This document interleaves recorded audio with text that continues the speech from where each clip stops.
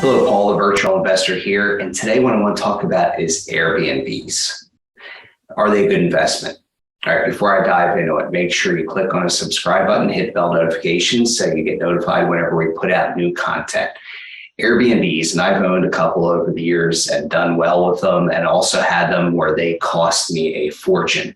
So some of the things to think of when you're thinking about purchasing an Airbnb are the costs, right? How long are the tenants going to stay? Are they staying for 1 night, 2-night minimum, 3-night minimum? Are you doing a weekly minimum? The reason I ask that is because that will be a huge factor in your costs. Now, some costs you can push forward, the cleaning costs, but if your cleaning costs are too high, that's going to kill your net profit, right? It's going to just totally start dropping your profits. And if you can't push it towards the tenant coming in, again, it's just going to further reduce your profits. I had this recently in a property in the Poconos where if I would have pushed my cleaning fee up any higher, I was pushing people away. So I had to keep it down low enough, and it really just cut down on my profits. And that property had appreciated enough. I decided, all right, this property is just not generating enough income for me. I'm better off selling it and moving it and looking into a different market. So your markets are definitely a big factor. Another factor is, are you in an HOA community, a homeowners association?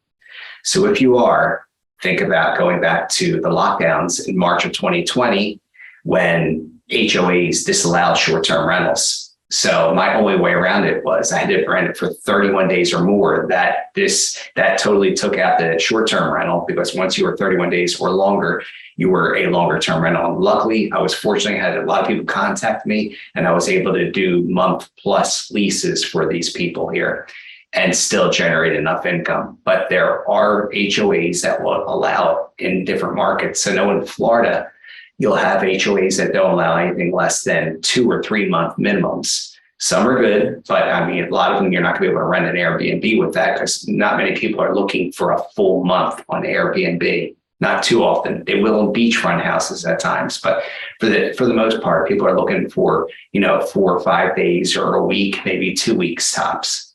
So something to consider there. HOA fees also push up your cost. So depending on what your monthly charge is, if you're $230 plus per month, that's going to eat into your net profits.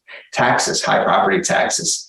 Think of the Northeast. You got high property taxes in these areas. So this is just eaten into your net profits, totally eaten into your net profits. So you want to be in a market where you have hopefully no HOA, if possible, lower real estate taxes. So that way, if you do have a lower monthly rate or lower daily rate, it's not eating your profits as much. And you also want to try to get a longer stay. Maybe give a discount for somebody staying a week plus. This way, you're reducing your cleaning costs. Because if you're having somebody in there every 2 days and it costs you $100 plus to clean each time, and you can't pass that forward to your tenant, then it becomes an issue. It just starts eating in your cash flow. So another thing to consider is, what local amenities do you have? Do you have a lake? Do you have a pool? Do you have a beachfront? Is there biking in that area, right? Hiking, fishing. You want to make sure you have something of resource there that people are willing to come to. Otherwise, the only thing you're going to end up running into is somebody who would rather not stay in a hotel, but would rather stay in a house. And that can work in different markets, right? But you got to take all these other factors into consideration. Another factor to take into consideration, obviously, is your interest rate and what you're paying for the property. The lower the interest rate, the more profit you're going to get from it, unless you're paying an inordinate amount for the property. So all these factors come into play as to what makes an Airbnb successful and what doesn't. I've had years where I've generated $36,000 in gross revenues from a property, but only generated $2,000 net profit. And that's just not enough. And that's a property I moved on from. I had other ones where I was generating 1,000 plus per month. So those are the ones you want to target, find out the ones that are working well, try to emulate that maybe in another market or at a second in the same market that you're in, and hopefully generate and increase your revenues. All right, guys, hopefully this was helpful for you guys, and we'll catch you in the next video.